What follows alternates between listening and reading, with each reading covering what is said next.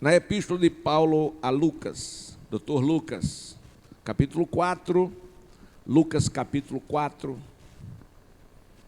versículos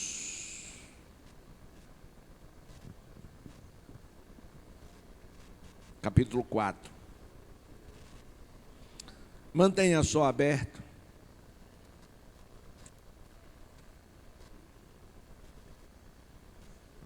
No versículo 1 está escrito: Jesus, cheio do Espírito Santo, voltou do Jordão e foi guiado pelo mesmo Espírito no deserto. Versículo 2: durante 40 dias, sendo tentado pelo diabo, nada comeu naqueles dias, a saber, nos 40, ao fim dos quais, depois dos 40 dias, sem comer e beber, ele teve fome. Ok. Eu vou, neste devocional,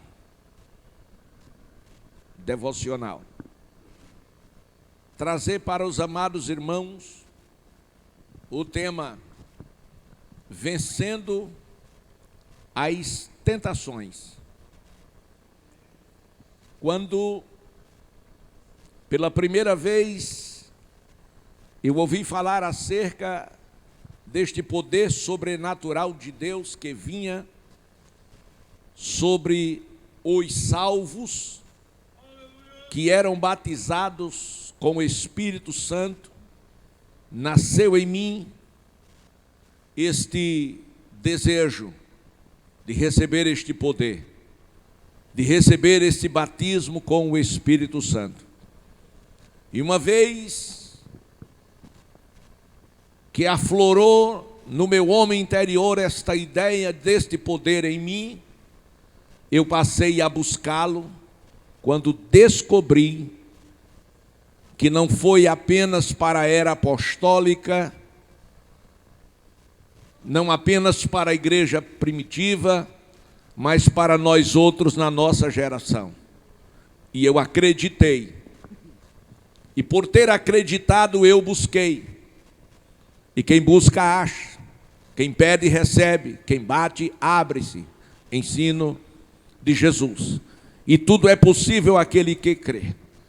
E eu estava certo de uma coisa, que uma vez que eu recebesse o batismo com o Espírito Santo, esse revestimento de poder, eu seria uma pessoa diferente, eu seria uma pessoa que não enfrentaria mais as constantes lutas, guerras e tentações que eu enfrentava. Mas, meus amados irmãos, eu me equivoquei. Parece-me que quando o Espírito Santo, quando Jesus me batizou com o Espírito Santo, as batalhas espirituais, os conflitos internos, eles aumentaram. Glória a Deus. E apareceram as tentações, não foram apenas, são muitas. E por isso eu resolvo falar sobre a necessidade de vencer as tentações. Este é o meu tema. A primeira ideia que nós temos está em Tiago capítulo 1, versículo 12. Tiago 1 e 12 está escrito, bem-aventurado o homem que suporta ou que sofre com perseverança a provação ou a tentação, porque depois de ter sido tentado, aprovado, receberá a coroa da vida, o qual o Senhor prometeu aos que o amam. Glória a Deus.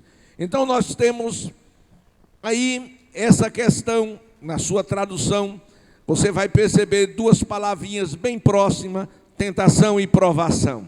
Tentação e provação. A tentação é o impulso para a prática de algo censurável ou não recomendável. Ou seja, é um desejo veemente ou violento que vem da carne, do diabo e do mundo. Mas a provação são dificuldades, são situações aflitivas ou sofrimento grande que põe à prova a força moral, a sua fé, as suas convicções. Então essas duas coisas, elas estão sempre juntas. E nós precisamos sim saber como lidar com elas. E há muitas pessoas que tentam isolar a sua vida para não sofrer essas coisas. Mas não é isso. Nós precisamos sim e não estar enclausurados no tocante à nossa fé, à nossa crença, o nosso modelo de vida novo que recebemos em Cristo, mas precisamos confrontar o mundo. A Bíblia diz, meus amados irmãos, no texto em que nós lemos, que Jesus, cheio do Espírito Santo, voltou do Jordão e foi levado pelo Espírito ao deserto.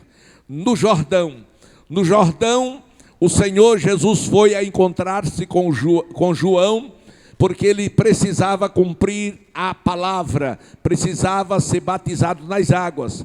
E a palavra de Deus diz que João nem queria batizá-lo, porque se sentiu inferior, menor, indigno, mas Jesus disse que era necessário para que se cumprisse as Escrituras, e por obediência, ele diz, então faça assim, se cumprir as Escrituras. E o Senhor foi ao batismo, mas antes de João batizá-lo, ele pediu que João permitisse que ele fizesse uma oração. Está em Lucas capítulo 3, versículo 21, que Jesus Cristo, em primeiro lugar, ele orou para receber o batismo nas águas. E quando ele orou, meus amados e queridos irmãos, a Bíblia nos mostra em João 3:21, que quando ele terminou de orar, o céu se abriu, o Espírito Santo em forma corpórea de pomba desceu sobre ele, e a Bíblia diz que Deus levantou-se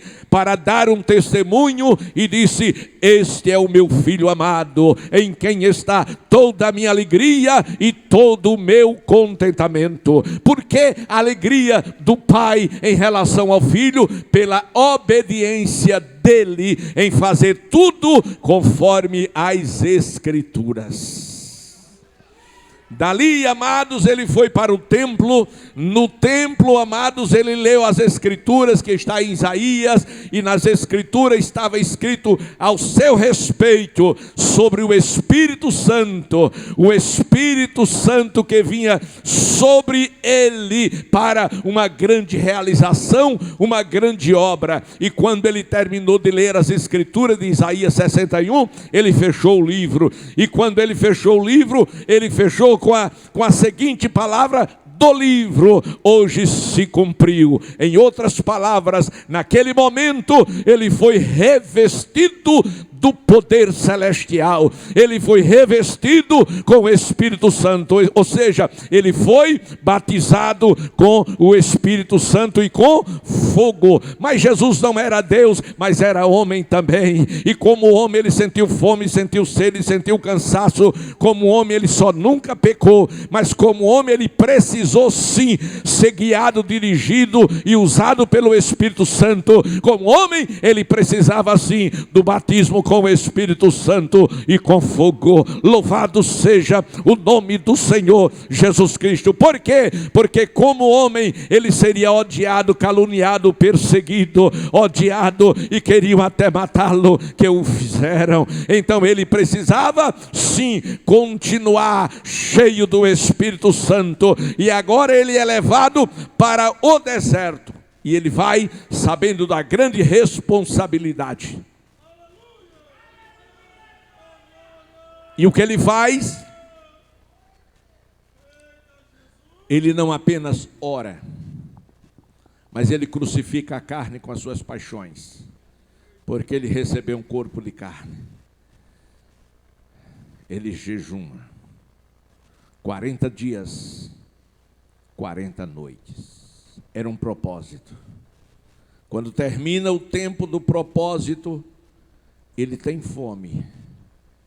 E quando ele tem fome, a figura que se apresenta a ele foi o diabo. Quando a maior necessidade aparece, surge, o diabo aparece e diz: se tu és o Filho de Deus, manda que estas pedras se transformem em pães. Aonde estava o diabo quando Jesus estava sendo batizado no Jordão? Ele estava lá no meio da multidão. Estava ele, estavam os sacerdotes, estavam ali todo mundo, os novos convertidos. Ele estava lá. E ele ouviu quando o Pai falou. Mas agora Jesus estava debilitado, fragilizado, corpo fraco. E o diabo, que não é sábio, mas é sagaz, ele quis se aproveitar daquele momento de fraqueza física para oferecer a Jesus o que ele tinha no momento de maior necessidade. Mas o Senhor Jesus Cristo, amados irmãos, disse para Satanás: está escrito, não só de pão viverá o homem, mas de toda a palavra que sai da boca do meu Pai. O corpo estava fraco, a alma estava tentada, mas o espírito estava forte na presença de Deus.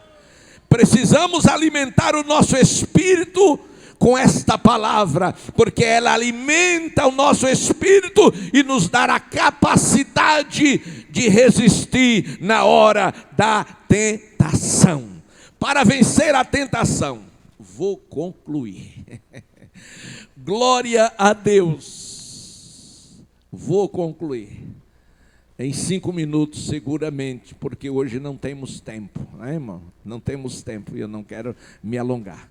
Mas eu quero concluir. Se você aprender isto e pôr em prática, já me dou por satisfeito. Vencendo as tentações. Diga comigo: vencendo as tentações. Olha para quem perto de você está e diga: como vencer as tentações? Pergunta, resposta, aleluia. Nós venceremos a tentação, em primeiro lugar, tendo uma vida cheia do Espírito Santo. Paulo disse: não vos embriagueis com vinho onde há contenda, mas enchei-vos do Espírito Santo. Somente um crente cheio do Espírito Santo, que tem a capacidade de dizer não a tudo e a todos que tentá-lo tirar do centro da vontade de Deus. Se você é esse crente, levante a mão e glorifique. Pastor, o que é ser cheio do Espírito Santo? Não é só falar línguas, não é só fazer barulho, não é só gritar, não é só correr, não é só pular, não. Ser cheio do Espírito Santo, uma vida cheia do Espírito Santo, é uma vida consagrada a Deus. Diga: consagrada a Deus. Consagrada significa entregue, uma vida entregue a Deus. Na velha aliança era chamado de nazireado. Era quando o filho nascia e Deus confirmava uma chamada ou algo sobrenatural da vida dele, mandava que ele fosse nazireu, ou seja, consagrado a Deus. E ele era cheio de restrições. Louvado seja o nome do Senhor. Vida cheia é vida consagrada. Vida cheia é vida também consagrada e transformada. Seu nome, meu filho, depois de uma noite inteira segurado na perna do anjo: eu quero ser abençoado, eu quero a bênção, eu quero a bênção. Quem quer a bênção aqui? Quem quer a bênção? Quem quer a bênção? Isto, o anjo está aí, segura na perna dele. Aí o anjo para e diz: você quer o que mesmo? eu quero a benção. E só sai daqui se me abençoar. E diz, então é só você me dizer o seu nome. Me diga o seu nome que está resolvido o problema. Ele engasgou, a pressão subiu. Louvado seja o nome dele, porque o nome dele era Jacó. Jacó não é nome de crente. Diga quem está perto de você, diga, Jacó não é nome de crente. Isso, porque crente não pode ser enrolão, não pode ser trapaceiro, não pode ser enganador, não pode ser namorador, não pode ser mentiroso, não. Crente não pode ser chamado de Jacó, tem que ser chamado Israel de Deus. E para ser Israel de Deus, tem que passar pela transformação. Tem pessoas que vêm para a igreja e não muda nada. Continua do mesmo jeito, a mesma linguagem, as mesmas vestes, a mesma forma de negociar. Que é isso, meu irmão? E tu agora não é crente? Que crente é você? Jacó.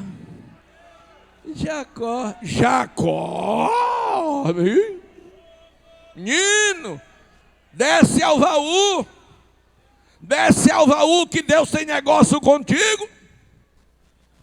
E vida vitoriosa. Vida cheia é vida vitoriosa. Quando eu digo vida vitoriosa, eu não falo de vida em zona de conforto, não. Eu falo de vida de luta, de guerra, de tribulação. Mas você, em todas essas coisas, é mais do que vencedor.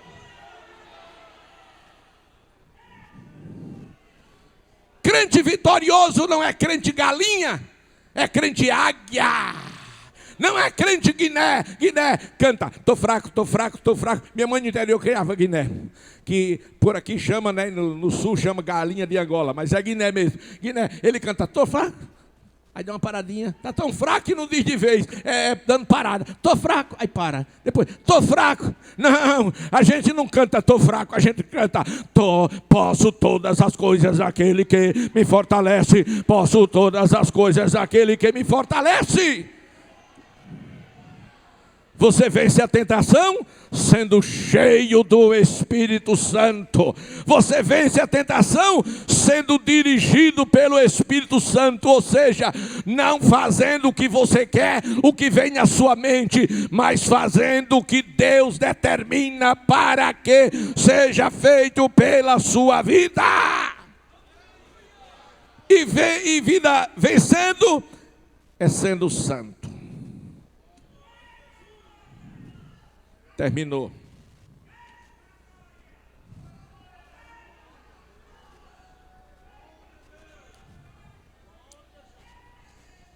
É assim que você vence.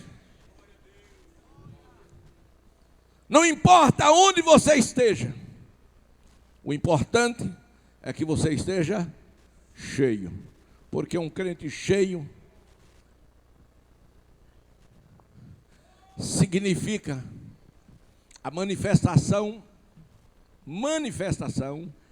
real da presença de Deus na vida dele. Há um manifesto. Glória a Deus.